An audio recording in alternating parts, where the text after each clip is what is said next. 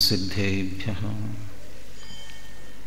वन्दितु सर्वसिद्धे ध्रुवमचलमनोवमं गतिं पत्ते वोच्छामि समय पाहुर नमो सुदकेवली भणिदं नमः समय साराय स्वानुभूत्या चकासते चित्स्वभावाय भावाय सर्वभावान्तरच्छिदे वर्णादि हरुरा क्या बोलिए।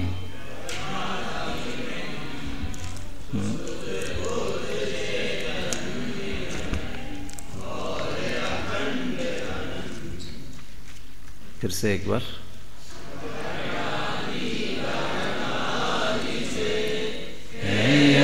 आत्मभिन्न शुद्ध बुद्ध चैतन्य में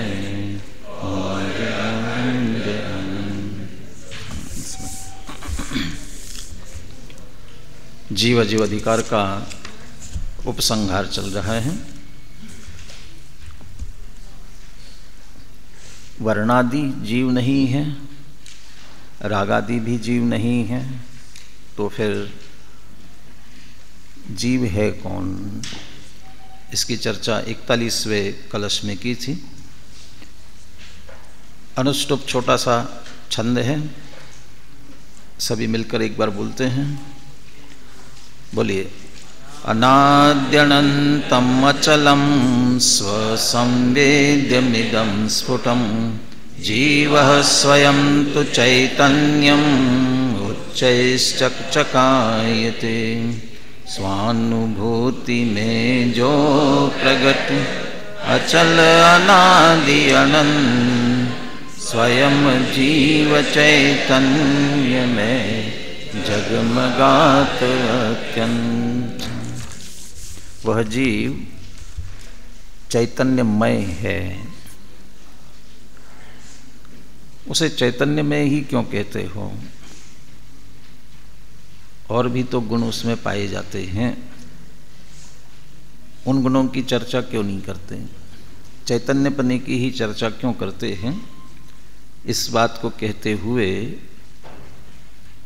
उसका ही आलंबन करना चाहिए, ये प्रेरणा देते हैं। उस चैतन्य की ही चर्चा क्यों की जाती है, इसके लिए पद्यानुवाद में बहुत मार्मिक शब्द का प्रयोग किया हुआ है। पढ़ेंगे जब भी बात करते हैं उसकी। शार्दुल विक्रीडित छंद है।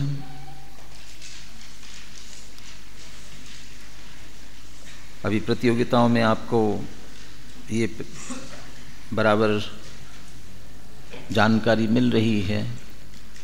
छंदों का प्रयोग भी भावानुसार किया जाता है। शार्दुल विक्रीडित इस छंद का प्रयोग किसके लिए?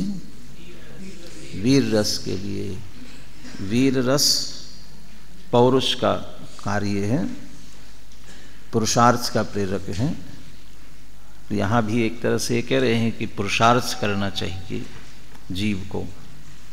क्या पुरुषार्थ करना?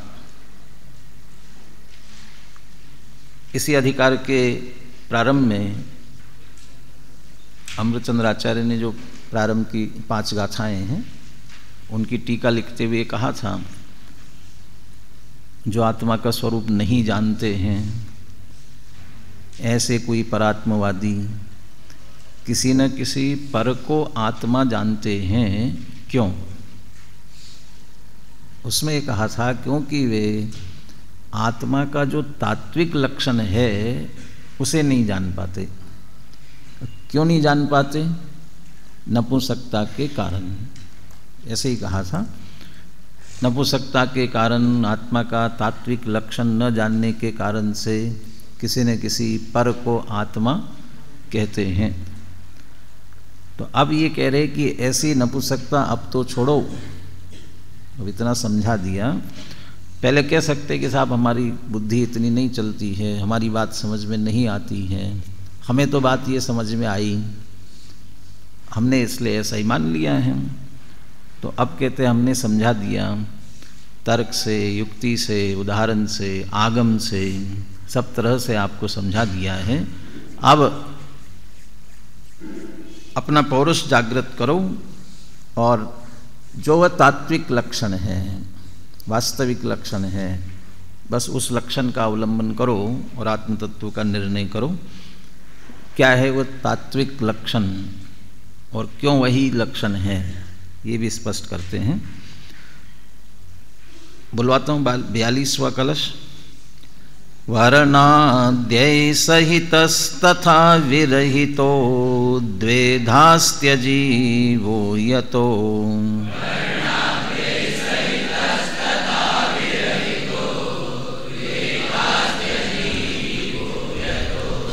नामूर्तत्वमुपास्य पश्यति जगज्जीवस्य तत्त्वं ततः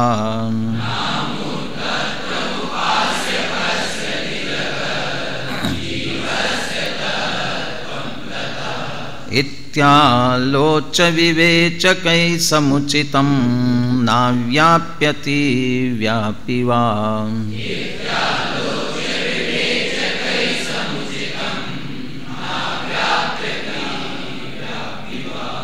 व्यक्तं व्यञ्जितजीवतत्त्वमचलं चैतन्यमालम्ब्यताम्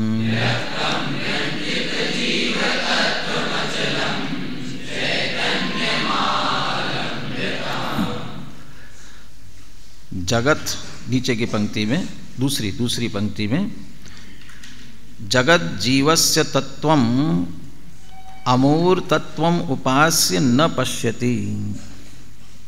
जगत जीवस्य तत्वम अमूर्तत्वम उपास्य न पश्यति।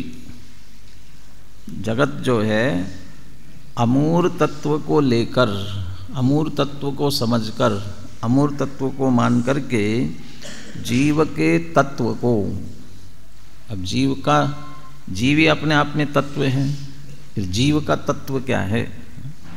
तस्य भावः तत्वम, तो जीव का भाव, जीव का सारभूत भाव, जीव का लक्षण अमूर्तपने से नहीं देखा जा सकता। जगत जन अमूर्तपने से, अमूर्तत्व से जीव को नहीं जान सकता।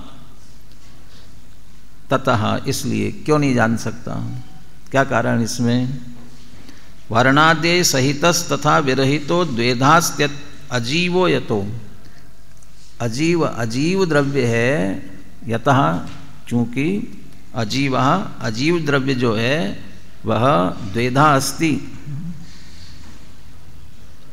अन्वय करके रखो ना, तो बिल्कुल कनिष्ठ के विद्यार्थी भी जो सामान्य अनुवाद समझ सकते हैं वे उसको आसानी से समझ सकते हैं। ऐसा है, यतः अजीवः द्वेधा अस्ति। तो कनिष्ठ वालों को आ गई बात समझ में? क्या कठिन है इसमें? यतः अजीवः द्वेधा अस्ति। ये तो आपको तत्वार्थ सूत्र और भी जो विषय लिखना हो उसमें भी आप लिख सकते हो। कौन से वे दो भेद? द्वेधा अस्ति, तो कौन से हैं? वर्णादि सहितः तथा विरहितः, वर्णादि से सहित और वर्णादि से रहित। अमृतचंद्राचार्य द्रव्य संग्रह पढ़ाने लगे क्या? ये द्रव्य संग्रह की बात है, ये तो सामान्य बात है। और ये सामान्य बात अमृतचंद्राचार्य आत्मख्याति में, जो अध्यात्म का ग्रंथ है, उसमें कर रहे हैं। सामान्य विशेष कुछ नहीं होता है, कोई भी बात छोटी बड़ी नहीं होती है। जिससे अपना प्रयोजन सिद्ध हो जाए वही बात सबसे बड़ी होती है। वस्तु स्वरूप, उसके निर्णय से भेद विज्ञान जिससे स्पष्ट हो जाए, सिद्ध हो जाए, वो हमारे लिए सबसे बड़ी बात है। तो 6 द्रव्यों का स्वरूप ये भी निर्णयात्मक अपने चित्त में, दृष्टि में होना चाहिए। और उसके आधार से जीव की बात करना चाहते हैं ना, इसलिए कोई छोटी बात नहीं है। दूसरी बात, अमूर्तपने को लेकर के क्यों कह रहे हैं? इसलिए कह रहे हैं क्योंकि आप कह रहे हैं ना वर्णादि जीव नहीं है, वर्णादि जीव नहीं है, तो स्पर्श रस गंध वर्ण वाला मूर्तिक होता है, तो स्पर्श रस गंध वर्णादि से रहित है वो अमूर्तिक है, तो ठीक है हम जीव को अमूर्तिक मान लेते हैं। तो ये कोई ऐसा कहे, ऐसा माने तो वर्णादि का बार बार निषेध कर रहे हैं। लेकिन वर्णादि में क्या लेना, वर्णादि माने क्या, तो वर्णादि में अब अकेले नामकर्म के निषेध वाले भाव नहीं लेना है, अब सभी 29 प्रकार के भाव लेना है। यहाँ आगे अनुशीलन में ये बात स्पष्ट की है, जो 473 पेज पर, 473 पेज पर नीचे से दूसरा पैराग्राफ। विशेष जानने की बात यह है कि क्या विशेष है, यहाँ वर्णादि में सभी 29 प्रकार के भाव आ जाते हैं, अतः न केवल रूप रस आदि मूर्तिक है अपितु राग द्वेष आदि विकारी भाव भी मूर्तिक ही है। अधिक क्या कहे, क्योंकि 29 भावों में संयम लब्धि स्थान जैसे भी भाव आते हैं जिन्हें यहाँ पौद्गलिक कहकर मूर्तिक कहा गया है। इसलिए अब बार बार वर्णादि रागादि ऐसा नहीं कहेंगे, इसलिए उन सबको समझ लेना।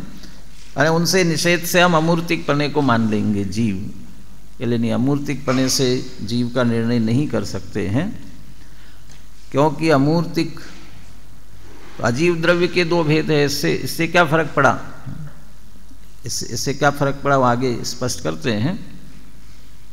अभी तो वस्तु स्थिति समझ लीजिए। चूंकि अमूर्तिक 2 प्रकार के द्रव्य हैं जगत में, वर्णादि नहीं, जगत अजीव द्रव्य 2 प्रकार के हैं, एक वर्णादि से सहित और दूसरा वर्णादि से रहित। उपाध्याय कनिष्ठ वालों से पूछ सकते हैं ना, जो वर्णादि से सहित है उनको क्या कहते हैं और वर्णादि से रहित है उनको क्या कहते हैं। कहाँ बैठे हैं सब, पीछे हाथ ऊंचा करे थोड़ा, है नहीं, कनिष्ठ वाले उपस्थित नहीं है? अच्छा, हाथ में ठंड लग रही ज़्यादा, छोटे छोटे हाथ है इसलिए नहीं देख रहे, थोड़ा ऊंचा करो। हाँ, बोलो सबसे आखिरी में कौन बैठा है इधर, चेहरा तो नहीं दिख रहा है कौन है। हाँ, बैठे, बहुत अच्छी बात, वो तो मैंने ही कह दी थी वैसे अभी।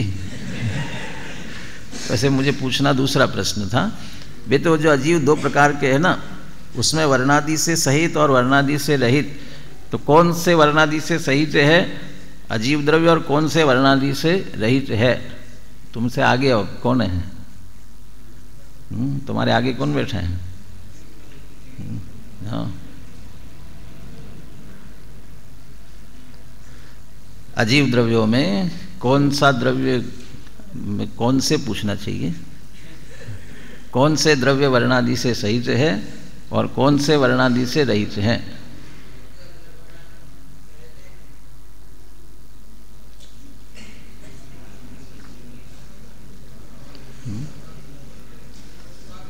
हाँ, बाकी नहीं। हाँ, कौन कौन से बाकी, वही तो पूछना है। अच्छा, जीव भी अजीव हैं, फिर धर्म अधर्म आकाश काल।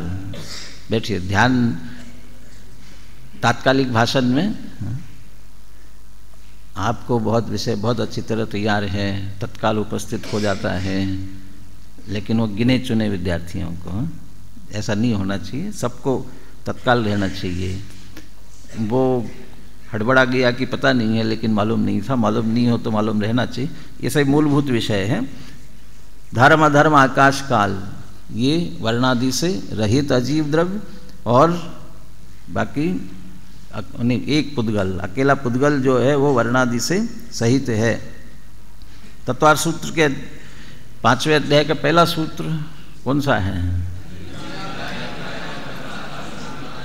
और उसके बाद और नित्यावस्थितान्य रूपाणी, नित्यावस्थितान्य रूपाणी लिया, और फिर वो पुद्गल को फिर मूर्तिक कहा वहाँ पर, रूपिणः पुद्गला, क्योंकि उसमें से पुद्गल को अलग करना था इसलिए अलग बात कर ली उसमें से। बस इसलिए ये कहते हैं कि अजीव द्रव्य में से ही कुछ वर्णादि से रहित होते हैं ना, अजीव द्रव्य में भी कुछ वर्णादि से रहित होते हैं, तो जो वर्णादि से रहित है उनको अमूर्ति कहा जाता है। जब उन अजीव द्रव्यों को अमूर्ति कह दिया जाता है तो फिर जीव को अमूर्ति कह करके हम कैसे निर्णय कर सकते हैं। इसलिए जगत जन अमूर्तिकपने को लेकर जीव का निर्णय करना चाहे तो नहीं कर सकते। निराकार वो कौन है? वो निराकार, कहीं दिखाई नहीं देता है, तो दिखाई नहीं देता है, इससे आप निर्णय नहीं कर सकते उसे। तो क्या करना चाहिए? इत्यालोच विवेचकै समुचितम नाव्याप्यति व्यापी वा व्यक्तम व्यंजित जीव तत्वमचलम चैतन्यम आलम्बिताम। इत्यालोच, इसलिए बहुत आलोचना करके, आलोचना करके मतलब कोई कोई शब्द किसी किसी अर्थ में रूढ़ हो जाता है लेकिन मूल भाव अपना नहीं छोड़ता है। तो आलोचना करने का वैसा अर्थ क्या लेते हैं अपन? आलोचना करना है ना, किसी की निंदा करना, बुराइयां बताना, वास्तव में इतना ही अर्थ नहीं होता है। लोचन वाले होता है देखना, और आलोचन वाले वास्तव में आसमंतात, चारों ओर से, सब ओर से अच्छी तरह से उसे देखना। तो आलोच माने अच्छी तरह से देखकर, सब ओर से देखकर।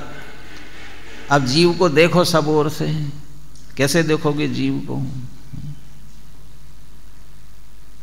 सबको एकमात्र आत्मा का ही रस चखना चाहिए, सबको एकमात्र आत्मा को ही देखना चाहिए। एक तरफ कहते हो अरस है, अरूप है, अगंध है, और कहते हो अरस का रस चखो, अरूप को देखो। तो बराबर है ना, रस चखना, देखना, ये क्या इंद्रियों के माध्यम से ही होता है क्या? इंद्रियों के बिना भी रस लेना, देखना, ये सब हो सकता है कि नहीं? ये सब आत्मा के कार्य है, आत्मा करता है, इसलिए इनके बिना भी कर सकता है। तो जीव द्रव्य को देखने का अर्थ है जीव का स्वरूप अच्छी तरह से निर्णित करना, देखना, जानना, विचार करना, निर्णय करना, उसका परीक्षा करना। तो ये सब करके तर्क से, युक्ति से, हर तरह से करते हुए विवेचक ही समुचितम, विवेचक भेद ज्ञानी, विवेचक विवेक करने वाले अर्थात भेद विज्ञानी, जिन्होंने जीव अजीव का अच्छी तरह से भेद ज्ञान कर लिया है, अर्थात वे सम्यक दृष्टि ज्ञानी पुरुषों ने समुचितम, उचित ही कहा, अच्छी तरह से कह दिया। चैतन्यम आलम्बिताम, जीव तत्वम चैतन्यम, जीव तत्व जो है वो चैतन्य रूप है, या जीव चैतन्य को जीव तत्व कहा, जीव का तत्व चैतन्य कहा, जीव का लक्षण चैतन्य कहा, ये बिल्कुल समुचित है। क्यों समुचित है? दो बातें कहते हैं। एक तो न व्याप्य अतिव्यापी वा, इसमें कोई अव्याप्ति अतिव्याप्ति दोष नहीं है, इसलिए निर्दोषता है। और व्यक्तम व्यंजित जीव तत्वम, वो व्यक्त है, प्रकट है, और उससे जीव तत्व अच्छी तरह से लक्षित होता है, व्यंजित। जीव का लक्षण निकाला ना, अर्थ जो लक्षण, वो व्यंजित से, व्यंजना वो लक्षण है, चिन्ह, व्यंजन के चिन्ह, इसलिए वो जीव का चिन्ह है, लक्षण है पहचानने का, उससे व्यंजित लक्षित होता है जीव तत्व। इसलिए चैतन्य को ही जीव का तत्व कहा गया, चैतन्य को ही जीव कहा गया। बस ऐसे चैतन्य पने का ही आलंबन करना चाहिए, और जहाँ चैतन्य का आलंबन किया वहाँ समग्र जीव तत्व अनुभूति में आता है। न व्यापी अतिव्यापी वा, अव्यापी अतिव्यापी क्यों नहीं है वह चैतन्यपना। और बाकी जैसा अमूर्तिकत्व को लिया जा रहा है, अमूर्तिकत्व वह अव्यापी भी है और अतिव्यापी भी है। अमूर्तपना, अव्यापी अतिव्यापी क्या होता है? अव्यापी अतिव्यापी, चलिए एक बार श्लोक अपन बोलते हैं, फिर करते हैं इस पर चर्चा। श्लोक के सामान्य अर्थ की बात कर लेते हैं पूरी, फिर से एक बार देख लीजिए। यतः अजीवो द्वेधा अस्ति वर्णादि सहिता तथा विरहिता। चूँकि अजीव दो प्रकार का है, वर्णादि से सहित और वर्णादि से रहित। नीचे की पंक्ति का अंतिम शब्द है ततः जीवस्य तत्वम अमूर्तत्वम उपास्य जगत न पश्यति। इसलिए जगत जो है अमूर्तिकत्व को आधार बना करके जीव के तत्व को, जीव के स्वरूप को नहीं देख सकता, नहीं जान सकता।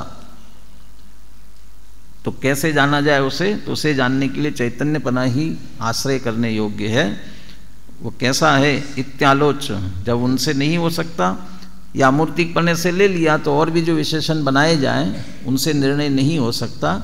इसीलिए भेद विज्ञानियों ने बहुत विचार करके जो अव्याप्ति अतिव्याप्ति जिसमें नहीं है ऐसा, और जो व्यक्त है, स्पष्ट है, जीव तत्व को लक्षित कर सकता है और अचल है। पिछले कलश में भी लिया था अचल। ऐसा जो चैतन्यपना है वही जीव तत्व है और उसका ही वास्तव में आलंबन करना चाहिए। श्लोक बुलवाते पुनः। वर्णाद्यै सहितस्तथा विरहितो द्वेधास्त्य जीवो यतो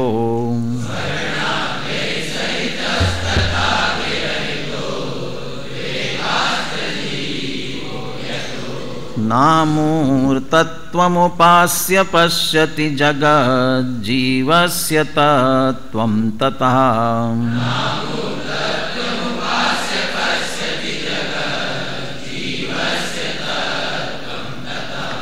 इत्यालोच विवेचकै समुचितं नाव्याप्यति व्यापि वा।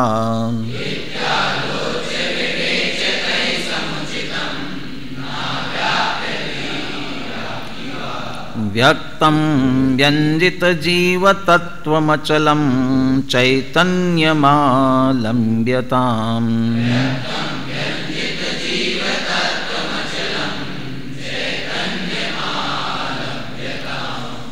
श्लोकार्थ। वैसे तो अर्थ बहुत अच्छी तरह स्पष्ट हो गया है, फिर क्यों पढ़ते हैं अपन? और अच्छी तरह से अपने ध्यान में आ जाए। वर्णादि सहित मूर्तिक, वर्णादि रहित अमूर्तिक, इस प्रकार अजीव द्रव्य दो प्रकार का है। इसलिए अमूर्त तत्व के आधार पर, अर्थात अमूर्त तत्व को जीव का लक्षण मानकर जीव के स्वरूप को यथार्थ नहीं जाना जा सकता। अतः वस्तु स्वरूप के विवेचक भेद ज्ञानियों ने अच्छी तरह परीक्षा करके अव्याप्ति अतिव्याप्ति दोषों से रहित जीव का लक्षण चेतनत्व को कहा है। वह चेतनत्व लक्षण स्वयं प्रकट है और जीव के यथार्थ स्वरूप को प्रकट करने में पूर्ण समर्थ है। अतः हे जगत के जीवों, इस अचल एक चैतन्य लक्षण का ही अवलंबन करो। हे जगत के जीवों, ये कहाँ से निकाला? जगत ऊपर है, उससे तो आप नहीं जान सकते हो, इसलिए चैतन्यपने का आलंबन करना चाहिए। बोले गाथा और पद्यानुवाद बोलिए।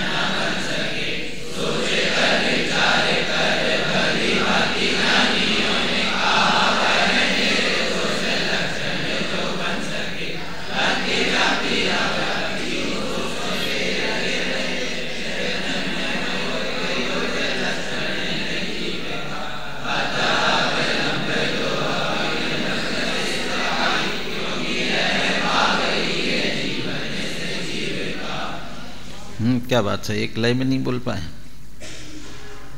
कोई बात नहीं, पुनः पाठ करे तब बोलना ऐसे। अव्याप्ति अतिव्याप्ति दोषों से विरहित, क्या होता है अव्याप्ति अतिव्याप्ति?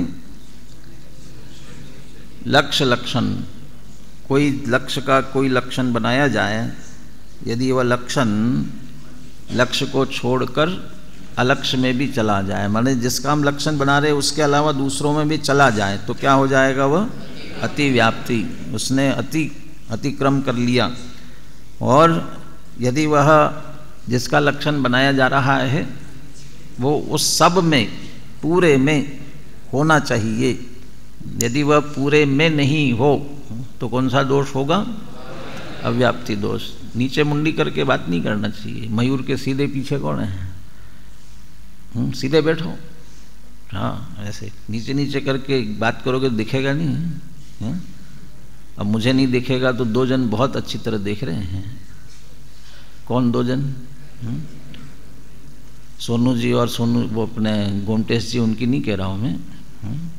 वो देखे तो आपको ज़्यादा दिक्कत होती है, वैसे नहीं होना चाहिए। एक तो सर्वज्ञ भगवान देख रहे जो तुम्हारे आराध्य हैं, क्योंकि उनको सब दिख रहा है। और दूसरा कौन देख रहा है? एक कर्म देख रहा है।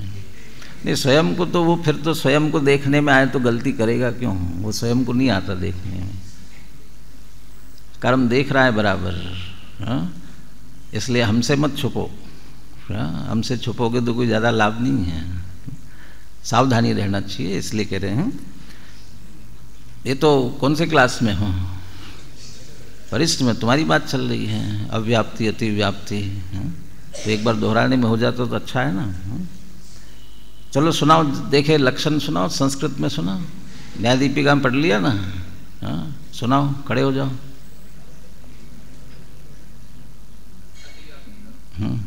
दोनों की सुनाओ, एक की सुनाओ। चलो।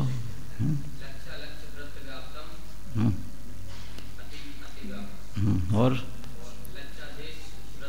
लक्षादेश नहीं, लक्ष्य एक देश, लक्ष्य एक देश। हाँ, वृत्त व्याप्तम ही है। क्या है? लक्ष्य एक देश, लक्ष्य एक देश वृत्ति अव्याप्तम। बैठिए, बहुत अच्छा। इसी तरह याद करना सारी परिभाषाएं, और प्रवचन में बात मत करना। अब यहाँ पर अमूर्तत्व लक्षण, इनमें दोनों घटित होते हैं, अव्याप्ति और अतिव्याप्ति। कैसे? अतिव्याप्ति तो स्पष्ट है, चूंकि जीव का लक्षण बनाया जा रहा है, तो जीव लक्ष्य है, तो जीव में तो अमूर्तत्व है। लेकिन जीव के अलावा जो ऊपर कहे वर्णादे रहितस अजीवा, जो वर्णादि से रहित ऐसे अजीव द्रव्य, अभी विद्यार्थी ने सुना दिए थे ना, धर्म अधर्म आकाश और काल, ये जो अजीव द्रव्य जो वर्णादि से रहित, ये भी अमूर्तिक है, तो इनमें भी चला गया, तो अलक्ष्य में भी चला गया, अजीव में भी चला गया, इसलिए अतिव्याप्ति हुई। अब अव्याप्ति कैसे? अव्याप्ति कैसे? पीछे आया था प्रकरण, वर्णादि का तादात्म्य यदि संसार अवस्था में मानो तो मानो, परंतु सिद्ध अवस्था में तो नहीं है। और जीव तादात्म्य वो उसी को कहा जा सकता है जो सब अवस्थाओं में जीव के साथ रहे, उस द्रव्य के साथ रहे। तो ये जो अमूर्तिकत्वपना, वर्णादि का तादात्म्यपना सर्व अवस्थाओं में नहीं रहता, इसलिए उसको तादात्म्य नहीं कह सकते। तो सब में नहीं है ना, तो वर्णादि से सहितपना सिर्फ संसारी दशा में है। और अमूर्तिकपना कहाँ हुआ? वर्णादि से रहितपना वो प्रकट हुआ, वो सिद्ध दशा में प्रकट हुआ। इसका मतलब सिद्ध भगवान तो अमूर्तिक है, लेकिन एक दृष्टि से, एक अपेक्षा से, व्यवहार से, बंधन की मुख्यता से देखे तो संसारी जीव जो है वह कहाँ अमूर्तिक है? अमूर्तिकत्वपना उसको प्रकट नहीं हुआ, और अमूर्तिकपना प्रकट नहीं हुआ, इसलिए यहाँ हम कह सकते हैं कि संसारी जीव में घटित नहीं हुआ मूर्तिकत्व, सिर्फ मुक्त जीवों में घटित होगा। इसलिए कह रहे हैं वह अव्याप्ति दोष से भी दूषित कह सकते हैं उसे। और कदाचित अव्याप्ति दोष नहीं भी लगाओ तो जरूरी नहीं कि सारे दोष लगे। एक दोष आ गया माने सदोष लक्षण, माने यथार्थ लक्षण नहीं है। यदि अकेला अतिव्याप्ति भी हो तो भी वो लक्षण नहीं बन सकता है। अब चैतन्यपने को लो, चैतन्यपना कैसा है? इसमें ना अतिव्याप्ति है ना व्याप्ति है, क्योंकि चैतन्यपना जीव द्रव्य को छोड़कर अन्य किसी द्रव्य में नहीं पाया जाता, थोड़ा सा भी उल्लंघन नहीं कर सकता, नहीं जाता ही नहीं है। न एक देश न सर्वदेश किसी प्रकार से भी व्याप्ति नहीं होती, इसलिए अतिव्याप्ति नहीं है। और समग्र जीव निगोद से लेकर मुक्त दशा तक सब प्रत्येक जीव में चैतन्यपना बराबर पाया जाता है, इसलिए अव्याप्ति भी नहीं है।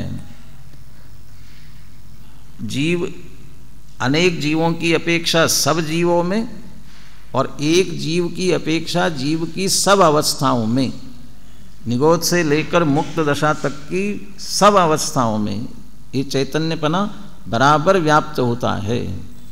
जीव की एक पर्याय, कोई भी एक समय की पर्याय भी चैतन्यपने की व्याप्ति से रहित नहीं होती। इसलिए चैतन्यपना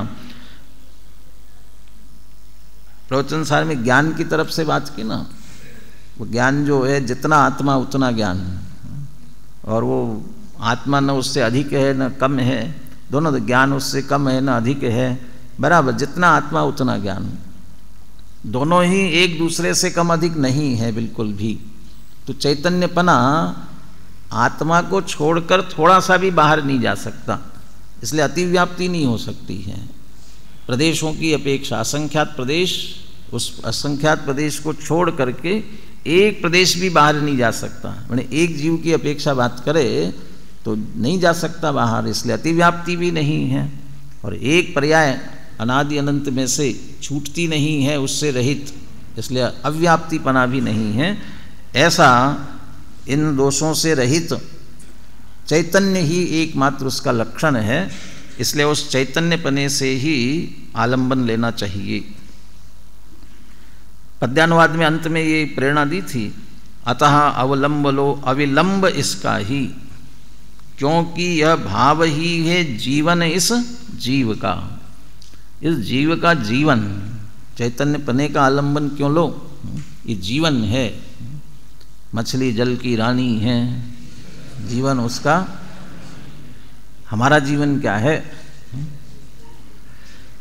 10 प्राण व्यवहार से कहे जाते हैं ना, उन 10 प्राणों में श्वासोच्छ्वास ये भी एक प्राण है, उसमें से श्वासोच्छ्वास जब तक ये लेते रहते चलता रहता है तब तक जीवन है, और श्वासोच्छ्वास नहीं लिया तो जीवन नहीं हो सकता है। जीव का जीवन किससे है? तो चैतन्यपने के कारण से है। तो जीव भी प्रति समय श्वासोच्छ्वास ले रहा है, किससे? चैतन्यपने से। तो कहाँ श्वासोच्छ्वास ले रहा है? इसमें कोई चैतन्यपना आता है क्या? श्वासोच्छ्वास में चैतन्यपना आता है?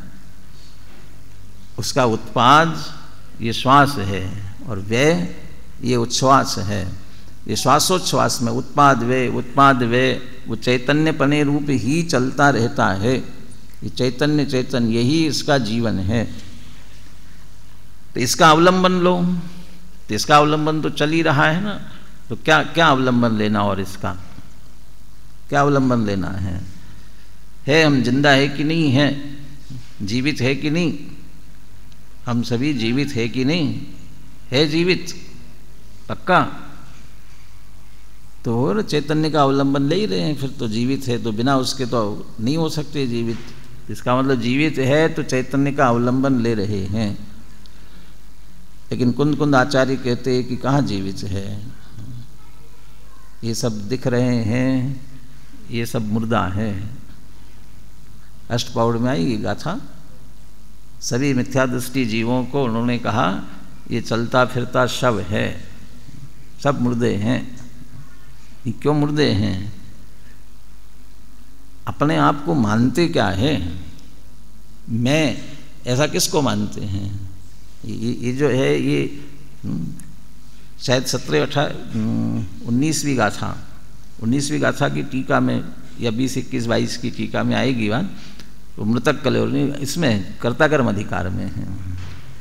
ये इसमें एकत्व कर्तृत्व बुद्धि क्यों हो रही है? एक मृतक कलेवर में मूर्छित हो रहा है, ऐसा लिखा। ये मृतक कलेवर में मूर्छित हो रहा है। ये मृतक कलेवर मरने के बाद मृतक है कि अभी मृतक है? मरने के बाद मृतक होगा ना, कि अभी मृतक है।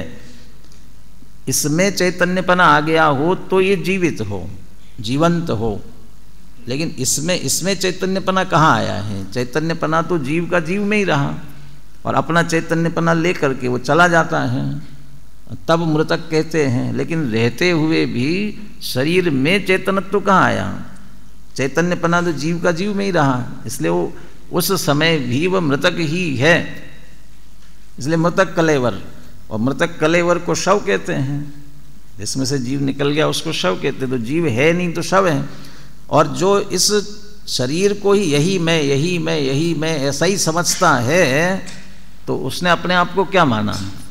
शव ही माना। तो इसलिए बस ये इतना अंतर है कि वो चल फिर नहीं सकता। मृतक शव जो होता है वो चल फिर नहीं सकता है, और ये चल फिर रहा है।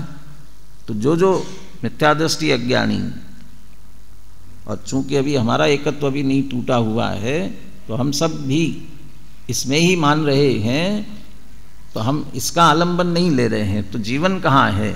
इसलिए मृतक के समान। तो यदि जीवित होना है वास्तव में, तो चैतन्यपने का ही अवलंबन लेना पड़ेगा। मैं चैतन्यमय हूँ। जैसे अंतिम सांसें गिन रहा हो कोई, तो बड़ी मुश्किल से ऑक्सीजन पहुँचती है, और नहीं पहुँचती ज़बरदस्ती दिया जाता है।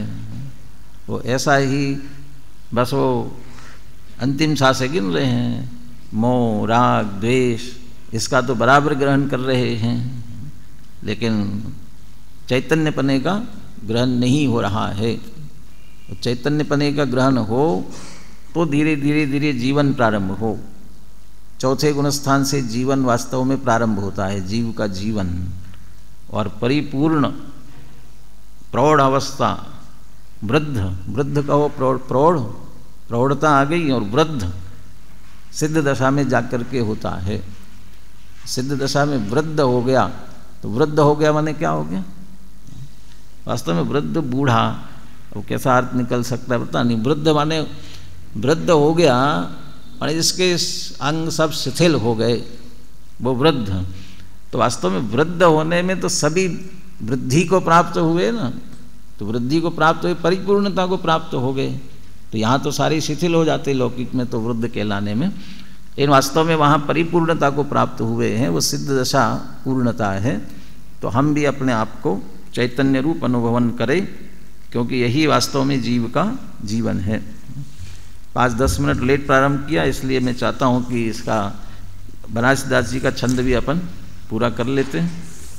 लेकिन आपकी आगे प्रतियोगिता है, और आज की प्रतियोगिता में प्रतियोगी भी बहुत हैं, इसलिए अपन नहीं आगे बढ़ाते हैं।